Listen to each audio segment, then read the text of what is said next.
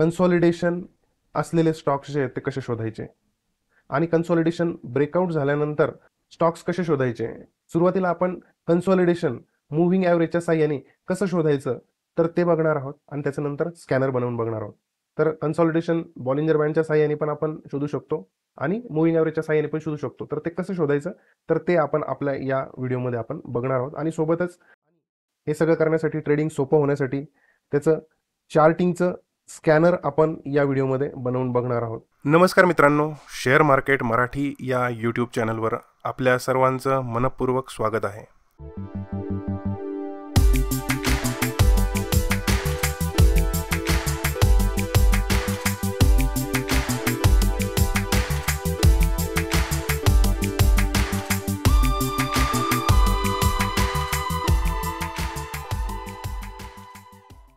आज या व्हिडिओमध्ये आपण एक 50,000 रुपयाची स्ट्रॅटेजी शिकणार आहोत. शेअर मार्केट शिकवणारे एक ट्रेडर, यूट्यूबर आपल्या कोर्समध्ये ही स्ट्रॅटेजी 50,000 रुपये घेऊन शिकवतात. मराठीमध्ये ही स्ट्रॅटेजी कदाचित पूर्वी कोणी शिकवलेली नसेल, परंतु आपण ही स्ट्रॅटेजी आपल्या यूट्यूब चॅनलवर फ्रीमध्ये शिकवणार आहोत.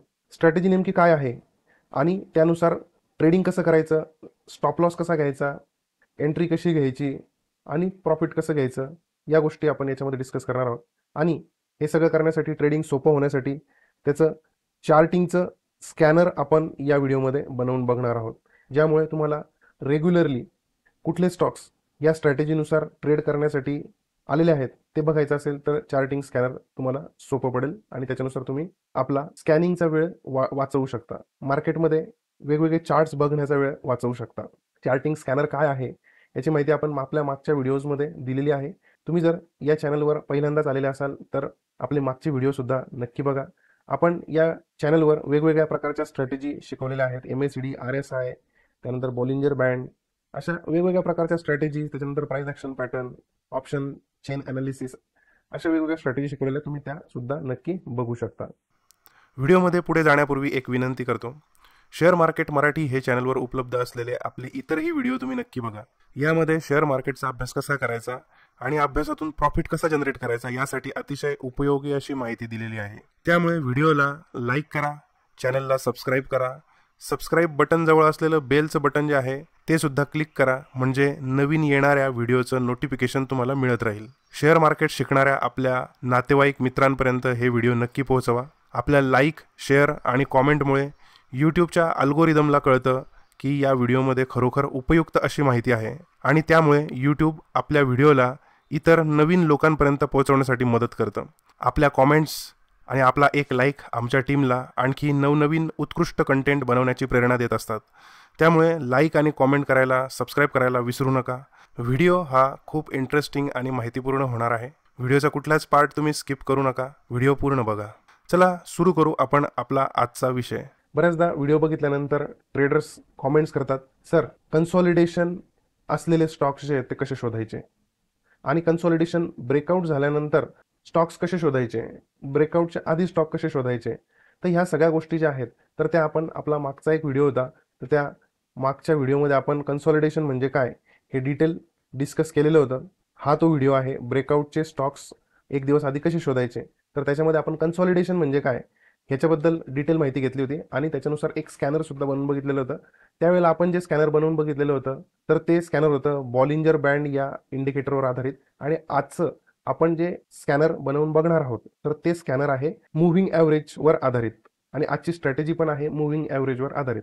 सुरुवातीला आपण कन्सॉलिडेशन मूव्हिंग ॲव्हरेजच्या साह्याने कसं शोधायचं तर ते बघणार आहोत आणि त्याच्यानंतर स्कॅनर बनवून बघणार आहोत. तर कन्सॉलिडेशन बॉलिंजर बँडच्या साह्याने पण आपण शोधू शकतो आणि मूव्हिंग ॲव्हरेजच्या साह्याने पण शोधू शकतो. तर ते कसं शोधायचं तर ते आपण आपल्या या व्हिडिओमध्ये आपण बघणार आहोत. आणि सोबतच या स्ट्रॅटेजीनुसार 50,000 रुपयाची जी स्ट्रॅटेजी आहे तर तिला बऱ्याच यूट्यूबरनी, वेगवेगळ्या यूट्यूबरनी आपल्या चॅनलवर शिकवलेलं आहे, हिंदीमधल्या, इंग्लिशमधल्या. त्यांनी त्याला म्हटलेलं आहे गोल्डन गेट स्ट्रॅटेजी. तर नाव काहीही असो, आपण फक्त स्ट्रॅटेजी बघणार आहोत. आपण मार्केटचे विद्यार्थी आहोत. आपण मार्केटचा अभ्यास नियमित करायला हवा, वेगवेगळ्या स्ट्रॅटेजीचा अभ्यास करायला हवा आणि त्यातून आपल्याला जे पटेल, आपल्याला जी स्ट्रॅटेजी आवडेल त्या स्ट्रॅटेजीनुसार आपण डिसिप्लिननी ट्रेड करायचं. तर त्याच्यासाठी आपण ही स्ट्रॅटेजी जी आहे ती शिकणार आहोत. ह्या स्ट्रॅटेजीनुसार आपण एंट्री कशी घ्यायची, एक्झिट कशी करायची, स्टॉप लॉस कुठे घ्यायचा, री एंट्री कुठे घ्यायची, या सगळ्या गोष्टी ज्या आहेत त्या आपण डिस्कस करणार आहोत. व्हिडिओ नेहमीप्रमाणेच खूप इंटरेस्टिंग होणार आहे. तुम्ही व्हिडिओ जो आहे तो पूर्ण बघा. स्किप करून व्हिडिओ बघू नका, फॉरवर्ड करून व्हिडिओ बघू नका, पुढे नेऊन व्हिडिओ बघू नका. जर तुम्हाला ही स्ट्रॅटेजी व्यवस्थित शिकायची असेल आणि शिकण्याचा आनंद घ्यायचा असेल तर व्हिडिओ जो आहे तो पूर्ण बघा. अर्धवट व्हिडिओ बघितला तर तुम्हाला ह्या स्ट्रॅटेजी शिकण्याची जी मजा आहे आणि हा मार्केटचा अभ्यास करण्याची जी मजा आहे तर ती मिळणार नाही. त्याच्यामुळे व्हिडिओ पूर्ण बघा. चला आपण आपली स्ट्रॅटेजी जी ती सुरुवात करू. तर सुरुवातीला आपण बघणार आहोत काही उदाहरणं. आता या ठिकाणी हा मनप्पुरमचा चार्ट आहे. टाइम फ्रेम जी आहे ती डेली टाइम फ्रेम आहे, 1 डेची टाइम फ्रेम आहे आणि याच्यामध्ये तुम्ही बघू शकता आपण 4 मूव्हिंग ॲव्हरेजेस लावलेले आहेत. तर हे 4 मूव्हिंग ॲव्हरेज जे आहेत ते आहे एक 20 EMA एक्सपोनेन्शियल मूव्हिंग ॲव्हरेज आपण याच्यामध्ये वापरलेलं आहे. 20 EMA, 50 EMA, 100 EMA आणि 200 EMA असं ह्या 4 मूव्हिंग ॲव्हरेज जे आहे ते आपण लावलेलं आहे. जर समजा तुम्हाला हे मूव्हिंग ॲव्हरेज माहिती नसेल कसं लावायचं तर तुम्ही या ठिकाणी ट्रेडिंग व्ह्यूचा चार्ट आहे हा, तुम्ही तुमच्या ब्रोकरचा चार्ट सुद्धा वापरू शकता. तर या ठिकाणी प्रत्येक ठिकाणी इंडिकेटर्सची टॅब असते. त्या इंडिकेटरच्या टॅबमध्ये तुम्हाला मूव्हिंग ॲव्हरेज किंवा एक्सपोनेन्शियल मूव्हिंग ॲव्हरेज असं सर्च करायचं आहे आणि 4 मूव्हिंग ॲव्हरेज जे आहे ते लावायचे आहे. आता ट्रेडिंग व्ह्यूमध्ये फक्त आपण 2च इंडिकेटर फ्री व्हर्जनमध्ये वापरू शकतो, बेसिक व्हर्जनमध्ये वापरू शकतो. तर त्याच्यासाठी हे मूव्हिंग ॲव्हरेज रिबन नावाचं एक इंडिकेटर आहे, तर ते मी या ठिकाणी लावलेलं आहे. या मूव्हिंग ॲव्हरेज रिबनमध्ये आपल्याला 4 मूव्हिंग ॲव्हरेज मिळतात, 20, 50, 100 आणि 200. या ठिकाणी जर समजा EMA असेल, SMA असेल तर आपण त्या ठिकाणी EMA करू शकता. प्रत्येक ठिकाणी आपण जर EMA केलं तर आपल्याला हे 4 EMA प्लॉट होऊन येतात आणि ते प्लॉट झाल्यानंतर या ठिकाणी आपण ओके करायचं आहे. तर हे आपले 4 EMA जे आहेत ते आलेले आहेत. आता आपण हे जे उदाहरण बघतोय त्या ठिकाणी काय दिसतं आपल्याला, तर ह्या ठिकाणी 4 EMA अगदी जवळ आलेले आहेत, अगदी जवळ आलेले आहेत. म्हणजे त्याच्यातलं अंतर जे आहे ते खूपच कमी आहे. असं जेव्हा कंडिशन स्टॉक्समध्ये बनते त्याच्यानंतर जो काही ब्रेकआउट येतो किंवा त्याच्यानंतर स्टॉक जो आहे तो अप ट्रेंड सुरू करतो किंवा अप ट्रेंडमध्ये असेल तर अप ट्रेंड कंटिन्यू करतो. तर त्याची आपण वेगवेगळी उदाहरणं यामध्ये बघणार आहोत. तर या ठिकाणी बघा तुम्ही जवळ आलेला आहे, त्याच्यानंतर स्टॉकमध्ये जो येतं स्टॉक वरती गेलेला आहे आणि एक चांगला पोझिशनल ट्रेड जो येतो बनलेला आहे. याच्यामध्ये किती टक्के झालेले आहे, इथपर्यंत ठेवला असेल तर 78% यामध्ये प्रॉफिट जे ते होऊ शकतं. त्याच्यानंतर पुढचा स्टॉक बघूयात आपण, माझगाव डॉक. माझडॉक नावाची कंपनी आहे. हे ट्रेडिंग व्ह्यूची वेबसाईट आहे. तुम्ही कोणत्याही ब्रोकरची वेबसाईट जी आहे ती वापरू शकता चार्टसाठी. तर या ठिकाणी बघा अगदी 4 EMA जे आहेत ते अगदी जवळ आलेले आहेत, एकमेकांच्या अगदी जवळ आहेत. ती कंडिशन चार्टमध्ये बनते मूव्हिंग ॲव्हरेजची, EMAची ही कंडिशन जेव्हा बनते त्याच्यानंतर स्टॉकमध्ये जे एक चांगली मूव्हमेंट जी ती येते. यानंतर स्टॉक जो आहे तो खूप चांगला वर गेलेला आहे, जवळजवळ 200%च्या वर प्रॉफिट जे आहे ते झालेलं आहे. आणि त्याच्यानंतर आणखी जर कधी विचार केला 200पेक्षा आणखी खूपच जास्त पटींमध्ये प्रॉफिट जे आहे ते झालेलं आहे. जर समजा या ठिकाणावरून बघितलं आपण जवळजवळ 1000%, 1700% म्हणजे 17 पट हा स्टॉक जो आहे तो या ठिकाणावरून वाढलेला आहे.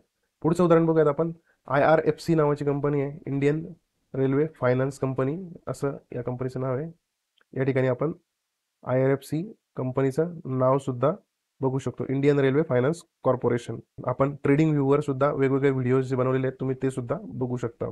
तर IRFC या चार्टमध्ये सुद्धा या ठिकाणी बघा काय झालेलं आहे, हे 4 मूव्हिंग ॲव्हरेज जे आहे ते अगदी जवळ आलेले आहेत आणि त्याच्यानंतर स्टॉक जो आहे तो खूप चांगला वरती गेलेला आहे.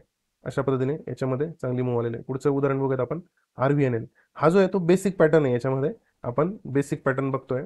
याच्यामध्ये पण RVNL मध्ये पण काय झालेलं आहे, तर या ठिकाणी सगळे मूव्हिंग ॲव्हरेज जे आहे ते एका गुच्छासारखे जमा झालेले आहेत आणि त्याच्यानंतर ते हळूहळू वेगळे झालेले आहेत आणि वेगळे झाल्यानंतर त्याच्यामध्ये चांगली मूव्हमेंट जी ती आलेली आहे. किंबहुना ते स्टॉक वर गेलाय म्हणूनच ते वेगळे झालेले आपल्याला दिसत आहे, कारण की इंडिकेटर जे आहेत ते लॅगिंग इंडिकेटर म्हणजे जेव्हा प्राइस हलेल त्याच्यानंतर मूव्हिंग ॲव्हरेजची प्राइस जी ती बनते.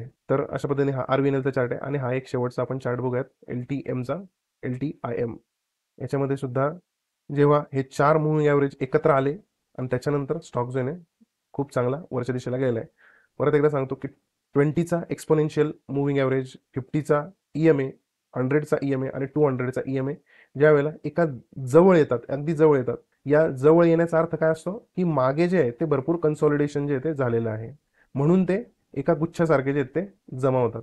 आणि त्याच्यानंतर जी मूव्हमेंट येते स्टॉकमध्ये, अप ट्रेंड तयार होतो, सुरुवात होते अप ट्रेंडला, तर ती आपल्याला खूप चांगले पैसे जे आहेत ते बनवून देऊ शकते. आता आपल्याला माहितीच आहे, याच्याबद्दल मी पुन्हा काही सांगणार नाहीये, खूप जास्त खोलात जाणार नाहीये. परंतु मूव्हिंग ॲव्हरेज हे इंडिकेटर म्हणजे काय असतं, म्हणजे समजा आपण 20 मूव्हिंग ॲव्हरेज जर कधी घेतला, तर मागच्या 20 कॅन्डल ज्या आहेत त्या 20 कॅन्डलचा जो क्लोज आहे त्या क्लोजची सरासरी म्हणजे मूव्हिंग ॲव्हरेजची आजची किंमत. आणि याच्यामध्ये काय आहे की जर स्टॉक कन्सॉलिडेशनमध्ये असेल तर मूव्हिंग ॲव्हरेज जो आहे तो फ्लॅट असतो, म्हणजे सरळ असतो. आणि ज्या वेळेला मार्केटमध्ये जर अप ट्रेंड असेल किंवा अप ट्रेंड सुरू झाला असेल तर मूव्हिंग ॲव्हरेज सुद्धा वरती जायला लागतो. जर मार्केटमध्ये डाऊन ट्रेंड सुरू झाला असेल तर मूव्हिंग ॲव्हरेज सुद्धा डाऊन सुरू होतो. ही अगदी बेसिक माहिती आहे, बऱ्याच लोकांना ही माहिती पण असेल. आपल्याला याच तत्वाचा वापर करून जे ते आपलं स्कॅनर जे आहे ते तयार करायचं आहे. आता ह्याच्यामध्ये आणखी काय काय कंडिशन होतात त्या थोड्याशा बघूयात आपण. हा टाटा मोटर्सचा चार्ट आहे. तर या ठिकाणी तुम्ही जर कधी बघितलं, थोडं मोठं करून बघितलं,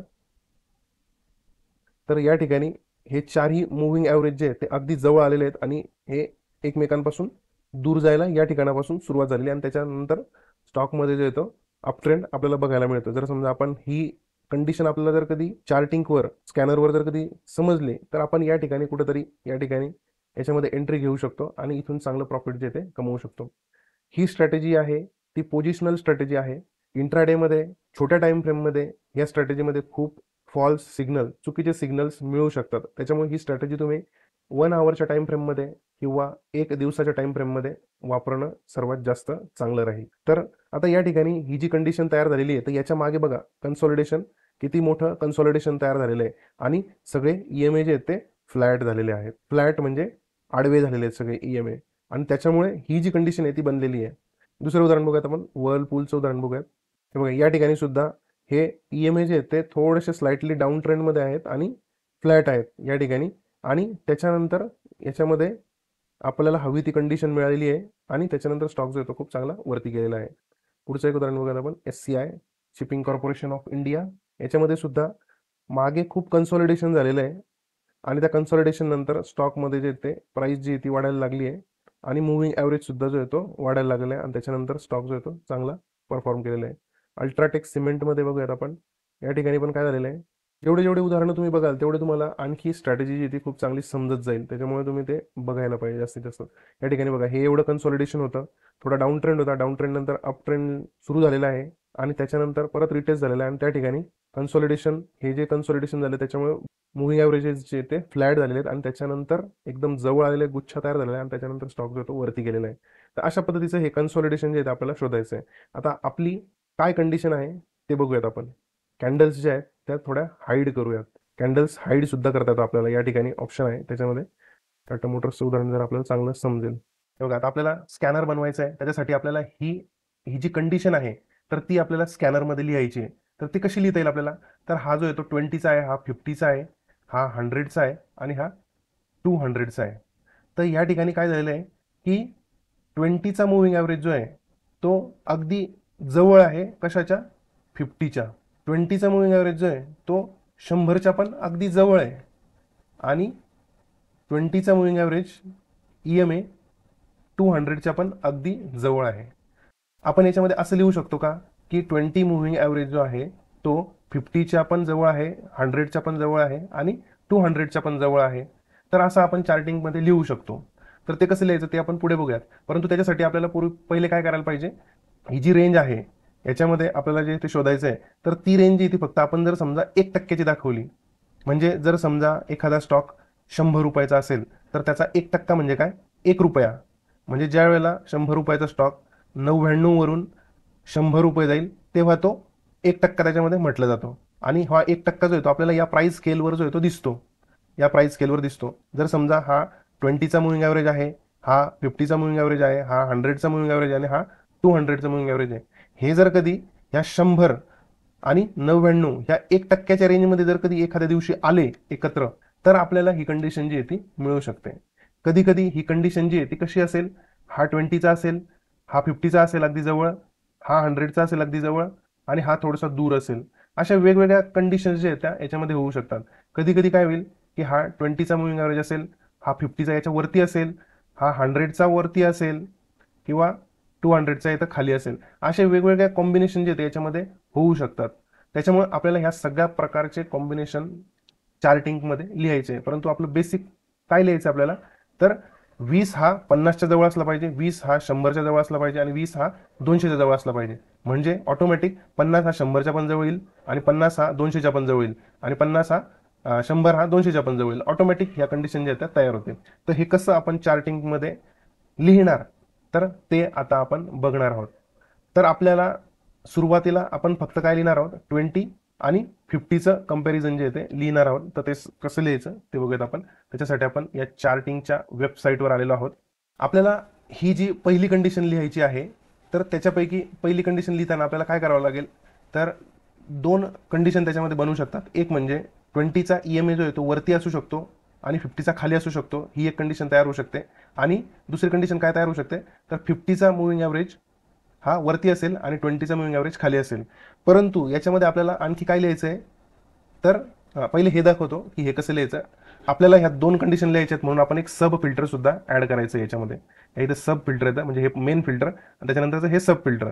आपल्याला ही कंडिशन किंवा ही कंडिशन पाहिजे म्हणून आपण या ठिकाणी एनी करायचं आहे. त्याच्यानंतर ह्या ठिकाणी सेगमेंट आपलं जे सिलेक्ट केलेलं आहे आपण निफ्टी 500 जे ते सिलेक्ट करायचं आहे. त्यानंतर आता पहिली कंडिशन काय लिहिणार आहे आपण, EMA क्लोज. आपल्याला याच्यातून EMA शोधायचा आहे. हे बघा EMA, 20चा EMA आजचा डेली कॅन्डलचा, डेली टाइम फ्रेमचा 20चा EMA जो आहे तो कसा पाहिजे, इज ह्या पहिल्या कंडिशननुसार greater than or equal to. Equal जरी लिहिलं तरी चालणार आपल्याला, कारण की इक्वल केलं तर मग दोघांमधलं अंतर जे ते 0 येणार आहे. त्याच्यामुळे इक्वल पण चालेल किंवा ग्रेटर पण चालेल. कशापेक्षा, 50 EMA पेक्षा. आता परत EMA सिलेक्ट करायचं. EMA कशाच्या, इथं 50 टाकायचं. टाकलं. आता ह्या ठिकाणी काय कंडिशन लिहून झाली फक्त, की 20चा मुव्हिंग ॲव्हरेज जो आहे तो मोठा पाहिजे 50च्या मुव्हिंग ॲव्हरेजपेक्षा. परंतु हा नुसता मोठा नाही पाहिजे आपल्याला. तर ह्या दोघांमधलं जे अंतर आहे, या दोघांमधलं अंतर जे आहे ते 1% पेक्षा कमी पाहिजे, तर ते जवळ आलेले आहेत असं आपल्याला म्हणता येईल. म्हणून आपण आता काय करणार आहे, तर दुसरी कंडिशन ह्या याच्यामध्ये टाकणार आहे. आता हे आपल्याला जर कधी 1%च्या कमी जर कधी टाकायचं असेल तर काय करावं लागेल आपल्याला. समजा या ठिकाणी बघा नीट, अगदी महत्वाची गोष्ट आहे. हा 20चा मुव्हिंग ॲव्हरेज आहे आणि हा 50चा मुव्हिंग ॲव्हरेज आहे. जर समजा याची किंमत आहे 1000 रुपये. चार्टवर आपल्याला जे स्केल दिसतं तर त्याच्यावर 20ची आजची जी प्राईज आहे ती आहे 1000 रुपये आणि 50ची आजची जी प्राईज आहे, आज 20चा पण मुव्हिंग ॲव्हरेज बनेल, 50चा पण मुव्हिंग ॲव्हरेज बनेल आणि 50च्या मुव्हिंग ॲव्हरेजची किंमत जर समजा आज असेल 990 रुपये, तर ह्या दोघांमधलं अंतर जे आहे ते किती झालं, 10 रुपये झालं अंतर. बरोबर. आता जर समजा आपल्याला याच्याची टक्केवारी जर कधी काढायची असेल तर कशी काढता येईल आपल्याला, तर 1000 भागिले 990 म्हणजे किती होतील हे, 99.01. हे बघा 1000 डिवायडेड बाय 990, याचं उत्तर काय येतं 1.01. हे बघा कॅल्क्युलेटरवर आपण जर करून बघितलं तर 1.01. म्हणजे आपल्याला जर कधी 1% जर कधी दाखवायचं असेल, आपण हे कॅल्क्युलेटर बाजूला करूया. याचं जर आपल्याला 1% अंतर जर कधी दाखवायचं असेल तर काय करावं लागेल आपल्याला, 20 divided by 50 is less than 1.01 असं आपल्याला दाखवावं लागेल. म्हणजे 1.01 पेक्षा यांचं जे अंतर आहे ते कमी असलं पाहिजे, म्हणजे 1% पेक्षा कमी येईल. बघा 990 आणि 1000 ह्याच्यातलं जे अंतर आहे ते झालं 10 रुपये. 10 रुपये म्हणजे 1000चा स्टॉक असेल तर ते अंतर किती झालं, ते 1% झालं. तर हे 1% पेक्षा कमी पाहिजे म्हणून आपण हे अशा पद्धतीने लेस दॅन 1.01 असं लिहिलेलं आहे. या ठिकाणी चार्टिंगवर कसं लिहायचं ते मी तुम्हाला दाखवतो. हे बघा या ठिकाणी आपण परत काय करायचं, EMA घ्यायचा. EMA आपल्याला कितीचा घ्यायचा आहे, 20चा घ्यायचा आहे. डिवायडेड बायचं फंक्शन आपल्याला वापरायचं. हे बघा, हे बेरीज, वजाबाकी, गुणाकार आणि भागाकार. भागाकाराचं चिन्ह घ्यायचं आहे आणि कशाच्या, परत EMAच घ्यायचा आपल्याला. कितीचा, 50चा EMA आपण घेणार आहोत आता. बघा 50चा EMA इथं आपण 50 करूयात. ठीक आहे. हे झाल्यानंतर हे जे आहे ते कसं पाहिजे, हे कसं पाहिजे, लेस दॅन पाहिजे आपल्याला. कशाच्या, तर नंबरच्या. किती नंबरच्या, 1% नंबर म्हणजे काय होतो, असा होतो बघा 1.01. या ठिकाणी नंबर 1.01 टाकलं तर तो 1% पेक्षा कमी या दोघांमधलं अंतर जे ते होईल असं ते होईल. ठीक आहे. आता ही झाली पहिली कंडिशन. आता हीच कंडिशन आपल्याला 50 वर आणि 20 खाली अशी करायची असेल तर काय करायचं आपल्याला, या ठिकाणी डुप्लिकेट फिल्टर करायचं. त्याच्यानंतर ह्या ठिकाणी आपण simply greater than equal to याच्याऐवजी लेस दॅन इक्वल टू घेऊ शकतो. म्हणजे आता याचा अर्थ काय झाला बघा, 20 इज लेस, हे बघा 20 is less than or equal to 50, हे बघा हीच कंडिशन याच्यामध्ये झाली. आणि ह्या ठिकाणी जे ते आपल्याला 50 वरती पाहिजे 50 डिवायडेड बाय 20 असं करायचं आहे. आणि त्याच्यानंतर हे जे आहे ते लेस दॅन 1.01, हे लेस दॅनच पाहिजे, दोघांमधलं अंतर आहे म्हणून ते लेस दॅनच पाहिजे. ठीक आहे, अशा पद्धतीने आपण हे स्कॅनर जे आहे ते बनवलं. आता एकदा हे सगळं जे मी परत डिलीट करतो आणि तुम्हाला याचं बॅक टेस्टिंग करून दाखवतो की असं 1% आतमध्ये कोणते स्टॉक्स आलेले आहेत आज ते आपण बघूयात. तर ह्याला रन करूयात आपण. रन केल्यानंतर CDSL आलेला आहे, नाही सॉरी, या ठिकाणी ऑल पाहिजे, चुकीचं झालं, या ठिकाणी ऑल पाहिजे आणि या ठिकाणी एनी पाहिजे. ठीक आहे, ही कंडिशन किंवा ही कंडिशन, म्हणजे ही वरची कंडिशन आणि खालची कंडिशन या दोघांपैकी कोणती तरी एक पाहिजे कंडिशन, तर आपल्याला ते बरोबर येईल. आता याच्यामध्ये किती स्टॉक आले होते बघा, हे भरपूर पूर्णच्या पूर्ण स्टॉक्स आले होते, म्हणजे ती चुकीचं बनलं होतं आपलं स्कॅनर.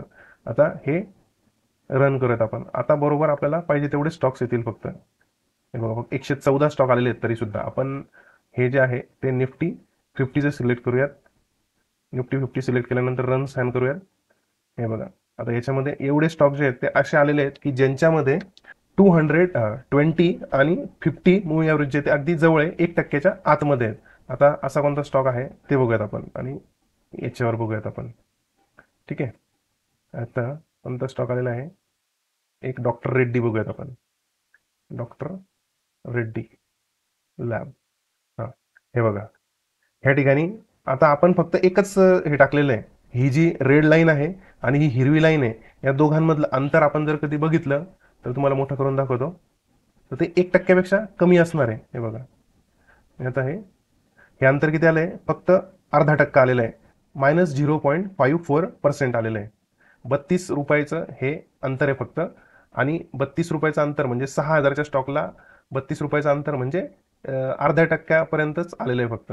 6000चा स्टॉक असेल तर 60 रुपये अंतर म्हणजे 1% झालं. 1000चा स्टॉक म्हणजे 10 रुपये अंतर म्हणजे 1% झालं. तर त्याच्यापेक्षा 1%पेक्षा कमी आहे म्हणून हा स्टॉक जो येतो याच्यामध्ये आलेला आहे. पुढचा एक स्टॉक बघूयात फक्त माहितीसाठी, एशियन पेंट्स. एशियन पेंट्समध्ये तशीच कंडिशन बनलेली आहे का ते बघूयात आपण आजची. हे बघा हा डाऊन ट्रेंडमध्ये आहे. आता या ठिकाणी काय झालेलं आहे की 20 जो आहे तो वर आहे आणि 50 जो आहे तो खाली आलेला आहे. ठीक आहे, परंतु त्याच्यातलं अंतर बघा अगदी जवळ आलेलं आहे. आपण फक्त ही एकच कंडिशन टाकलेली आहे. आता आपल्याला हीच कंडिशन जी आहे ती 3 पद्धतीने मॉडिफाय करायची आहे. तर ती कशी करायची ते बघूयात आता आपण. ठीक आहे, आता हे झालं एकच स्कॅनर झालं. ठीक आहे, आता याच्यामध्ये एक सब फिल्टर ऍड करूयात आपण परत. एक सब फिल्टर ऍड केलं आणि ते ह्या दोघांच्या वरती नेऊन ठेवलं. हे सुद्धा त्याच्यामध्ये टाकूयात आणि हे सुद्धा त्याच्यामध्ये टाकूयात. ठीक आहे, आता हे झालं, हे निफ्टी 500 मध्येच करूयात परत एकदा, निफ्टी 500. ठीक आहे, आता हेच फिल्टर जे आहे ते आपल्याला हे एनी करायला पाहिजे आपल्याला, म्हणजे ह्या दोघांपैकी कोणता तरी एक स्टॉक जो येतो सिलेक्ट होईल. आणि ह्या ठिकाणी आता ऑल करायचं आपल्याला, कारण की बाकीचे जे आहेत ते फिल्टर जे आहेत ते आपल्याला बघायचे आहेत. ठीक आहे, आता हे डुप्लिकेट करूयात आपण. हे डुप्लिकेट केल्यानंतर काय बघतं बघा, आता ह्या ठिकाणी फक्त आपल्याला ह्या 220 जो येतो तसाच ठेवायचा आहे आणि ह्या 50च्या ठिकाणी 100 करायचं आहे. या ठिकाणी 50च्या ठिकाणी 100 करायचं आहे. या ठिकाणी 50च्या ठिकाणी 100 करायचं आहे आणि या 50च्या ठिकाणी इकडे पुढे आहे तिथं 100 करायचं आहे. ठीक आहे, आपल्याला जर समजा आता स्टॉक बघायचे असतील तर आपण हे स्कॅनर जे आहे ते डिसेबल करूयात, हे स्कॅनर, आणि फक्त हे स्कॅनर जे आहे ते एनेबल ठेवलेलं आहे. आणि आता रन स्कॅन करून बघूया. पूर्वीचे जे स्टॉक्स होते ते आता आपण निफ्टी 500 पण घेतले, त्याच्यामुळे हा स्टॉक आलेला आहे, C8 नावाचा स्टॉक आलेला आहे. C8 मध्ये बघूयात आपण. C8 50, 20 आणि 100. हे बघा याच्यामध्ये बघा काय कंडिशन आपल्या स्कॅनरनुसार छान बनलेली आहे. 20 वरती आहे, 100 निळा आहे आणि हिरवा जो येतो 20 आहे, म्हणजे तिन्हीचे तिन्ही जवळ आलेले आहेत. त्याच्यामुळे ते 1%च्या आतमध्ये आलेले आहेत. हे बघा 0.85 हा झाला 100 मुव्हिंग EMA आणि हा झाला 20 मुव्हिंग ॲव्हरेज. दोघांचं अंतर जे ते अगदी कमी आहे, 1% कमी आहे, म्हणून तो स्टॉक जो आहे तो आपल्या स्कॅनरमध्ये आलेला आहे. आता ह्या स्कॅनरमध्ये आपण फक्त 20 आणि 50चं स्कॅन केलं, ह्यामध्ये आपण 20 आणि 100चं स्कॅन केलं. आता आपल्याला परत हे डुप्लिकेट करायचं आहे. डुप्लिकेट करून याच्यामध्ये 100च्या ऐवजी 200 करायचं आहे, या ठिकाणी 100च्या ऐवजी 200 करायचं आहे, या ठिकाणी 100च्या ऐवजी 200 करायचं आहे आणि या ठिकाणी 100च्या ऐवजी 200 करायचं आहे. म्हणजे आपल्या तिन्ही कंडिशन ज्या आहेत त्या आपण सुरुवातीला ज्या डिस्कस केल्या तर त्या तयार झालेल्या आहेत. आणि आता हे जे आहे ते आपण एनेबल करूयात. म्हणजे आता हे बघा, या ऑलचा अर्थ काय होतो की ही कंडिशन सुद्धा झाली पाहिजे, ही कंडिशन पण झाली पाहिजे आणि ही कंडिशन पण झाली पाहिजे. म्हणजे चारही EMA जे आहेत, म्हणजे 20, 50, 100 आणि 200 असे सगळेच्या सगळे एका ठिकाणी आले पाहिजे, अशी आपण कंडिशन आता याच्यामध्ये लिहिलेली आहे. तर तशा पद्धतीने स्टॉकमध्ये आलेला आहे का बघूयात आपण. आता याच्यामध्ये पहिला जो आहे RHI मॅग्नेसिटा नावाचा स्टॉक आहे, तर तो आलेला आहे आपल्या याच्यामध्ये. आता हा जो आहे तो 20चा मुव्हिंग ॲव्हरेज आहे, हा 20चा मुव्हिंग ॲव्हरेज, हा 200च्या मुव्हिंग ॲव्हरेजच्या दोघांमधलं अंतर जे आहे ते आहे 1%पेक्षा कमी. आणि इकडे ह्या दोघांचं अंतर जे आहे ते सुद्धा आहे 1%पेक्षा कमी. म्हणजे हा जो स्टॉक आहे तो आपल्या स्कॅनरनुसार बरोबर आलेला आहे, जवळ आलेले आहेत. चारही मुव्हिंग ॲव्हरेज जे आहेत आपण बघितलं तर अगदी या ठिकाणी कन्सॉलिडेशन झालेलं आहे. आणि हा स्टॉक जो आहे तो आता एकतर डाऊन साईडलाही जाऊ शकतो किंवा वरच्या बाजूलाही जाऊ शकतो. कन्सॉलिडेशन आपण त्या व्हिडिओमध्ये, मागच्या व्हिडिओमध्ये बघितलं होतं. कन्सॉलिडेशन झाल्यानंतर एकतर स्टॉक वरच्या बाजूला ब्रेकआउट देऊ शकतो किंवा खालच्या बाजूलाही ब्रेकआउट देऊ शकतो. आता ह्या ठिकाणी कन्सॉलिडेशन झालेलं आहे. आता हा स्टॉक जो आहे इथं मुव्हिंग ॲव्हरेज कॉन्व्हर्ज झालेले आहेत, एकमेकांना जवळ आलेले आहेत. आता हे एकतर वरच्या बाजूलाही जाऊ शकतात किंवा खालच्या बाजूला जाऊ शकतात. मी एक दुसरं उदाहरण सुद्धा त्यासाठी ठेवलेलं आहे की प्रत्येक वेळेस आपल्याला बाईंगचीच कंडिशन बनेल असं काही नाही आहे. आता हे बघा, हे डाऊन ट्रेंडचं उदाहरण बघा, रिलॅक्सो कंपनीचा चार्ट आहे. या रिलॅक्सो कंपनीच्या चार्टमध्ये काय झालेलं आहे, अगदी मुव्हिंग ॲव्हरेज अगदी जवळ आलेले आहेत आणि जवळ आल्यानंतर वरती जाऊ शकले असते, परंतु कन्सॉलिडेशन त्यांनी खालच्या बाजूला ब्रेकआउट केलेलं आहे आणि खालच्या बाजूला ब्रेकआउट केल्यानंतर तो स्टॉक खाली गेलेला आहे. त्याच्यामुळे गरजेचं नाही की कन्सॉलिडेशन झालं, सगळे मुव्हिंग ॲव्हरेज जवळ आले तर ते वरच्या बाजूलाच ब्रेकआउट देतील असं काही नाही आहे. त्याच्यामुळे हे आहे. त्यानंतर बॅक टेस्टिंगमध्ये अजून एक पुढचा चार्ट बघूयात आपण, एम्फॅसिस. याच्यामध्ये सुद्धा आज काय झालेलं आहे बघा, हे बघा, अगदी इथं कन्सॉलिडेशन चांगलं झालेलं आहे. या ठिकाणी तर एकदम जवळ कन्सॉलिडेशन झालेलं आहे आणि सगळे मुव्हिंग ॲव्हरेज EMA जे आहे ते एकदम 1%च्या आतमध्ये या ठिकाणी आलेले आहेत. पुढचं बघूयात आपण, सिंजिन इंटरनॅशनल बघूयात. सिंजिन सगळे भरपूर स्टॉक्स आहेत, परंतु आपल्याला सगळे सगळे बघितलं तर खूप वेळ लागेल. त्याच्यामुळे आपण फक्त एक काही उदाहरण बघूयात. हे बघा, सिंजिन इंटरनॅशनल हा सुद्धा खूप कन्सॉलिडेट झालेला आहे. हे बघा, या ठिकाणापासून डेली टाइम फ्रेममध्ये जर कधी आपण बघितलं तर हे पूर्ण कन्सॉलिडेशन आहे. त्या कन्सॉलिडेशनमुळे फ्लॅट EMA झालेला आहे आणि या ठिकाणी एकदम जवळ आलेला आहे. आता याच्यानंतर हा स्टॉक खाली जाऊ शकतो का वरती जाऊ शकतो, परंतु शक्यतो याच्यामध्ये आपला बाकीचा इतर पॅटर्न काय तयार होतोय ते पण बघितलं पाहिजे. मंथली टाइम फ्रेममध्ये आपल्याला हा स्टॉक कसा दिसतोय ते सुद्धा आपण बघितलं पाहिजे. आता या ठिकाणी जर आपण बघितलं तर या ठिकाणी हा फ्लॅग ब्रेकआउट देऊन हे स्ट्रक्चर जे आहे ते बुलिश स्ट्रक्चर वाटते, त्याच्यामुळे आपण त्यानुसार ट्रेड घ्यायचा आहे. आणखी एक उदाहरण बघूयात फक्त आपण, SRF लिमिटेड. SRF मध्ये काय झालेलं आहे बघूयात आपण. SRF मध्ये कन्सॉलिडेशन झालेलं आहे का ते बघूयात. हे बघा, मुव्हिंग ॲव्हरेजेस अगदी जवळ आलेले आहेत, 1%च्या आतमध्ये चारही मुव्हिंग ॲव्हरेजेस आहेत आणि कन्सॉलिडेशन केलेलं आहे का त्यांनी बघा. कन्सॉलिडेशन काय जबरदस्त कन्सॉलिडेशन झालेलं आहे. अपट्रेंडमध्ये फ्लॅग पॅटर्न तयार झालेला आहे आणि त्याच्यानंतर आता स्टॉक जो आहे तो वरच्या बाजूला जाऊ शकतो का परत डाऊन ट्रेंड सुद्धा सुरू होऊ शकतो. तर अशा पद्धतीचं हे कन्सॉलिडेशन आपल्याला याच्यामध्ये जे ते दिसतंय. आपण कन्सॉलिडेशन शोधलेलं आहे आणि ही स्ट्रॅटेजी काय आहे आता, तर ज्या वेळेला हे अशा पद्धतीचं कन्सॉलिडेशन तयार होतं तर आपल्याला बाकीचा प्राइस ॲक्शन पॅटर्नचा विचार करून या ठिकाणी आपल्याला बायचा ट्रेड घ्यायचा किंवा सेल ट्रेड घ्यायचा. कॅशमध्ये जो आहे तो बायचा ट्रेड घेऊ शकतो. तर ज्या वेळेला हे चांगलं वरच्या बाजूला जायला लागेल, सगळे मुव्हिंग ॲव्हरेजेस जे आहेत ते वरच्या बाजूला जायला लागतील थोडे थोडे, तर तुम्ही याच्यामध्ये एंट्री घेऊ शकता. हे अशा पद्धतीचे ज्या वेळेला स्प्रेड व्हायला लागतात, हे जे मुव्हिंग ॲव्हरेज असे स्प्रेड व्हायला लागतात त्यावेळेला आपण या ठिकाणी कुठेतरी एंट्री जे ते घेऊ शकतो आणि हे प्रॉफिट जे आहे ते कमवू शकतो. ह्या ठिकाणी पण सेम कंडिशन झालेली होती. हे मागचं कन्सॉलिडेशन झाल्यानंतर या ठिकाणी आलेलं आहे. त्याच्यानंतर ह्या ठिकाणी कुठे एंट्री घेतली असती तर आपल्याला 10-12% जे येते स्विंग किंवा पोझिशनल प्रॉफिट जे येते मिळू शकते. त्याच्यानंतर आपल्याला याच्यामध्ये एक्झिट कुठे करायची आहे, तर जर समजा हे पोझिशनल स्ट्रॅटेजी आहे, त्याच्यामुळे पोझिशनलमध्ये विचार करताना आपण कॅशमध्ये स्टॉक बाय करतो, तर याच्यामध्ये टार्गेटसुद्धा आपले जास्त मोठे असणार आहेत.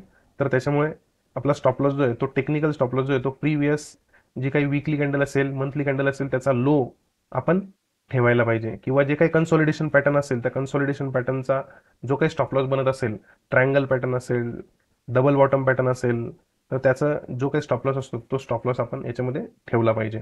त्यासोबत टार्गेट जे आहे ते आपण किती घ्यायला पाहिजे, तर एक साधारणतः अशा पद्धतीने स्टॉक जेव्हा ब्रेकआउट देतो तेव्हा तो स्टॉक जो आहे तो 20-40-50% जो आहे तो सहज जातो. कारण हे कन्सॉलिडेशन जेवढं मोठं असेल त्याच्यानुसार आपण टार्गेट जे आहे ते ठरवू शकतो. आता या ठिकाणी कन्सॉलिडेशन जे आहे ते खूप मोठं कन्सॉलिडेशन आहे, तर आपण त्याच्यानुसार टार्गेट जे आहे ते आपलं ठरवू शकतो. आता ह्या ठिकाणी आपण जेव्हा एंट्री घेतो, त्या एंट्री घेतल्यानंतर स्टॉप लॉस कुठे ठेवायचा, तर सर्वात प्रायमरी स्टॉप लॉस जो आहे तो हा स्विंग लो जो असेल तो स्विंग लो आपण स्टॉप लॉस ठेवू शकतो. वरती स्टॉक गेल्यानंतर या ठिकाणी स्टॉक गेल्यानंतर आपण हा जो स्विंग लो आहे तर या ठिकाणी स्टॉप लॉस ठेवू शकतो. इकडे वरती गेल्यानंतर ह्या ठिकाणी स्टॉप लॉस ठेवू शकतो. किंवा ज्या वेळेला हा स्टॉक 20 मुव्हिंग ॲव्हरेज हा जो 20 EMA जो आहे तो जेव्हा खाली क्रॉस करेल त्या ठिकाणी आपण स्टॉप लॉस जो आहे तो घेऊ शकतो. म्हणजे ह्या इथून ते इतकं आपलं प्रॉफिट जे आहे ते लॉक होतं. त्याच्यानंतर या ठिकाणी परत काही प्राइस ॲक्शन पॅटर्न बनतोय का ते बघायचं आणि त्याच्यानंतर परत आपण याच्यामध्ये एंट्री घेऊ शकतो. ही री एंट्री आपली जर समजा ह्या इथून आपण एंट्री घेऊ शकलो नाही तर ह्या ठिकाणी सुद्धा काही प्राइस ॲक्शन तयार होते का आणि त्याच्यानुसार आपण ट्रेड घेऊ शकतो का याचा पण आपण विचार करू शकतो. ह्या इथं परत कन्सॉलिडेशन झालं 20-50च्या जवळ आला, स्टॉकची प्राइस जी 50च्या जवळ आली तर ह्या ठिकाणी आपण एंट्री घेऊ शकतो. याच्या खाली स्टॉप लॉस आपण ठेवू शकतो. अशा पद्धतीने स्टॉप लॉस आणि ट्रेलिंग स्टॉप लॉस आणि टार्गेट जे आहे ते आपण घेऊ शकतो. या ठिकाणी टार्गेट जे आहे ते या ठिकाणी याची खाली आलं तर इथं ट्रेलिंग स्टॉप लॉस आपण घ्यायचा किंवा 20 मुव्हिंग ॲव्हरेजचा जो ब्रेक असेल तर त्या ठिकाणी आपण टार्गेट घेऊ शकतो. तर अशा पद्धतीने आपण हे स्कॅनर बनवलं आणि स्कॅनर नंतर ही स्ट्रॅटेजी आपण डिस्कस केलेली आहे. परत थोडक्यात सांगतो की आपण काय केलेलं आहे, 20 मुव्हिंग ॲव्हरेज 50शी कंपेअर केला, 20 मुव्हिंग ॲव्हरेज 100शी कंपेअर केला आणि 20 मुव्हिंग ॲव्हरेज 200शी कंपेअर केला. आता या ठिकाणी हे ऑल ही पहिली कंडिशन, ही दुसरी कंडिशन, तिसरी कंडिशन या तिघं कंडिशन जे त्या आल्या पाहिजे म्हणून ह्या ठिकाणी आपण ऑल घेतलं. परंतु ह्या ठिकाणी आपण एनी का घेतलं, तर ही एक कंडिशन तयार होऊ शकते किंवा ही एक कंडिशन तयार होऊ शकते म्हणून आपण या ठिकाणी एनी घेतलं. आणि या ठिकाणी हे ऑल का घेतलं, तर हे दोन्ही कंडिशन आपल्याला करायच्या आहेत. ही दोन्ही कंडिशन काय आहे, 20 हा 50च्या वरती असेल तरची कंडिशन आणि सोबत 1% कमी अंतर पाहिजे म्हणून हे दोन्ही कंडिशन पाहिजे म्हणून या ठिकाणी ऑल घेतलं. या ठिकाणी काय पाहिजे, तर 20 हा खाली पाहिजे, लेस पाहिजे 50च्या आणि सोबत 1% कमी अंतर पाहिजे म्हणून या ठिकाणी ऑल घेतला. परंतु ही एक कंडिशन आणि ही एक कंडिशन या दोघं कंडिशन पैकी एक कंडिशन पाहिजे म्हणून या ठिकाणी एनी घेतलेलं आहे आपण. तर अशा पद्धतीने आपण हे स्कॅनर जे आहे ते बनवलेले आहे. तुम्हाला हे स्कॅनर जर कधी पाहिजे असेल तर मी हे सेव्ह करून ठेवतो. तर या ठिकाणी आपण नाव काय टाकलं, share market Marathi golden gate strategy असं हे नाव टाकलेलं आहे आणि हे आपण सेव्ह करूयात. सेव्ह केल्यानंतर याचं लिंक जी आहे ती मी डिस्क्रिप्शनमध्ये देणार आहे, तुम्ही ती बघू शकता. आता आपण याचं बॅक टेस्टिंग जर समजा केलं तर बॅक टेस्टिंग आपण हे जुनं बघूयात जरा. 1 डिसेंबर 2023चं बघूयात. पीडीलाइट हे बघा या ठिकाणी 1 डिसेंबर 2023 ह्या दिवशी स्टॉक जो आहे तो हे जे चारही मुव्हिंग ॲव्हरेज जे आहेत एकमेकांच्या जवळ आलेले आहेत. हे अंतर जे आहे ते 1%पेक्षा कमी आहे म्हणून या ठिकाणी हा स्टॉक जो आहे तो आलेला आहे. ICICI बँक बघूयात आपण. ICICI बँक ह्याच्यामध्ये काय झालेलं आहे, 200चं आणि 20चं अंतर जे 1%पेक्षा कमी आहे आणि ह्या दोघांचं अंतर ह्या 20पेक्षा 1%पेक्षा कमी आहे म्हणून हा स्टॉक जो आहे तो 1 डिसेंबरला आलेला आहे. ह्या दिवशी 1 डिसेंबरला आणि याच्यानंतर स्टॉकमध्ये जे चांगली मुवमेंट वरती आलेली आहे. दोन्ही मुव्हिंग ॲव्हरेज स्प्रेड झालेले आहेत. ही तितकीशी चांगली कंडिशन नाही आहे परंतु हे रिटेस्ट एंट्री जी ती आहे तर इथं या ठिकाणी हे जे कन्सॉलिडेशन झालेलं आहे त्या कन्सॉलिडेशनमुळे या ठिकाणी हा स्टॉक आलेला आहे. तर दुसरी डेट बघूयात आपण एक. SBIN 13/11 SBIN 13/11 13 नोव्हेंबर या ठिकाणी बघा पूर्ण कन्सॉलिडेशन झालेलं आहे आणि या ठिकाणी जे ते तिन्ही मुव्हिंग ॲव्हरेज जे चारही मुव्हिंग ॲव्हरेज जे ते एका जवळ आलेले आहेत 1%पेक्षा कमी आहे आणि त्याच्यानंतर स्टॉकने चांगली मुवमेंट वरच्या बाजूला दिलेली आहे कन्सॉलिडेशन ब्रेकआउट झाल्यानंतर. ठीक आहे, परत एक स्टॉक बघूयात आपण. जुबल फूड 13/11 हे बघा या ठिकाणी 13 नोव्हेंबर 13/11 जुबल फूड या ठिकाणी आलेलं आहे. जवळ आहे हे अंतर 20च्या 50 जवळ आहे आणि 20च्या 100 आणि 200 जवळ आहे. त्याच्यामुळे हे स्टॉक जो आहे तो आलेला आहे इथं स्विंग ट्रेड झालेला आहे. त्याच्यानंतर या ठिकाणी आपण एक्झिट झालेलो आहे. व्हिडिओ कसा वाटला ते नक्की कळवा. जर या व्हिडिओमधून तुम्हाला खरोखर काही चांगलं शिकायला मिळालं असेल तर व्हिडिओला लाईक नक्की करा, सबस्क्राईब करा, कॉमेंट करा, आपल्या मित्रांपर्यंत व्हिडिओ शेअर करा. पुन्हा भेटू आपण एका नवीन टॉपिकसोबत. शिकत रहा मायबोली मराठीतून शेअर मार्केट मराठी. जय हिंद, जय महाराष्ट्र.